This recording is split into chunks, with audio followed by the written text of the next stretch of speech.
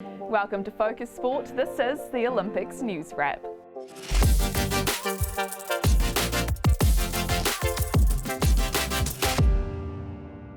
Kia ora, I'm Sheree Kinnear, and another big chance today for New Zealand to get on the podium as Day 3 gets underway.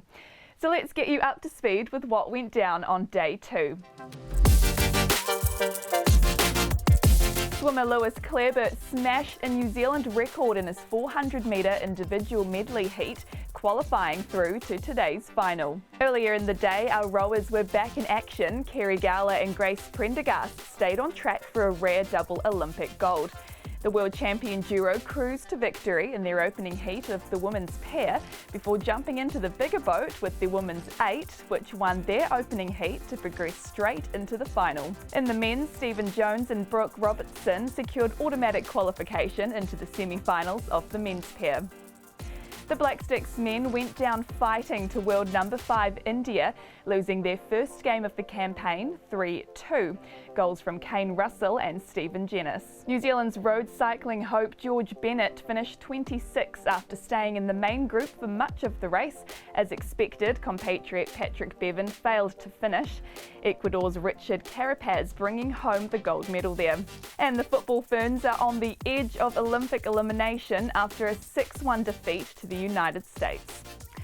Well, in the aftermath of the opening ceremony, boxer David Naika, who stepped in as a last-minute flag bearer for Hamish Bond, spoke to media about how the night unfolded. He revealed with the call-up unexpected, he had to borrow a belt from the team doctor as he hadn't packed one. He also delved into just how much it meant to him. Here's a snippet of the emotional interview. I didn't cry in the stadium, but I think I counted like 4 or 5 times I cried from when Rob first asked me if I wanted to carry the flag, to telling my parents, to after, as soon as I walked out of the stadium, the photographer Tim actually sent me a photo of when Rob told me, and that made me cry again. So yeah, it was an emotional day, and to be honoured to carry the flag in was something that's yeah, I'm not going to get over that.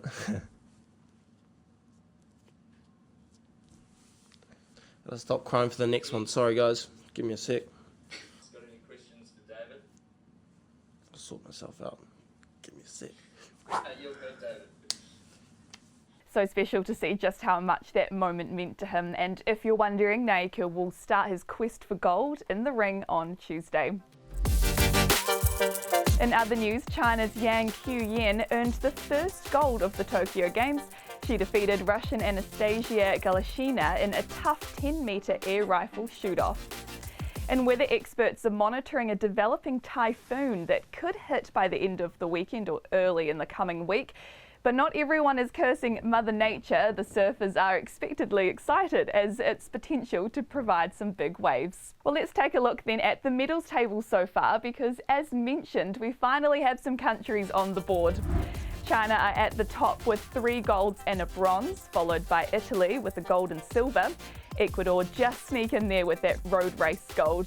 And we could soon be joining that list with a real chance at the podium today as we take a look at that schedule.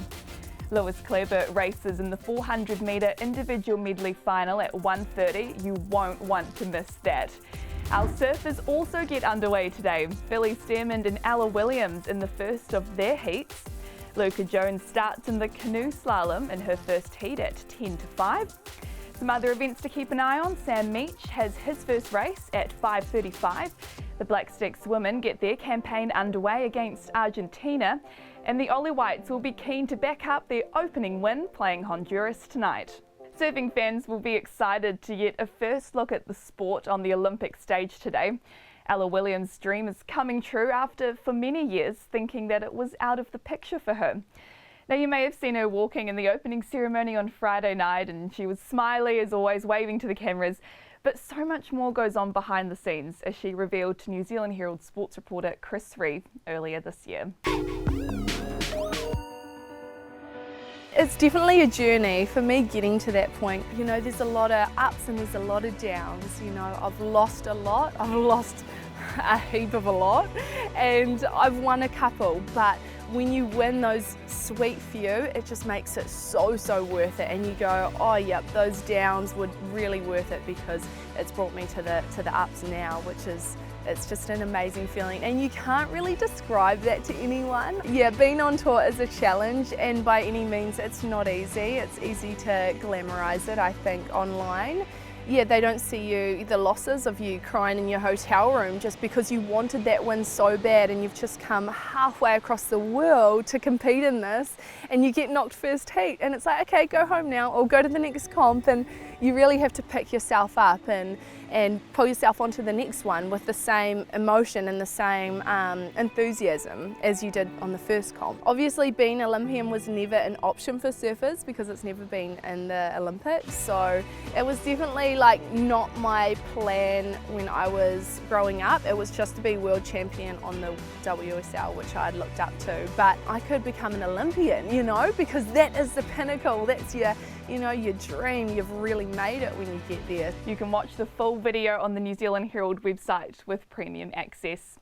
And you can stay up to date with when she and others are competing and how they're doing with our real-time Kiwi Games tracker, and find out more about our athletes and their teams with our interactive schedule. Simply click on a name to look at their bios, past games performances, upcoming events and medal chances. Plus, you can catch live commentary of key events on News Talk ZB, the official radio broadcast partner of the Olympic Games Tokyo 2020. We'll also have expert analysis on the DRS and Sports Talk, as well as our daily Olympic podcast, Tokyo in 20. Well, that's all from me. Enjoy the day's action, and I'll be back tomorrow morning, hopefully reporting on our first medal and to bring you all the rest of the news from day 3.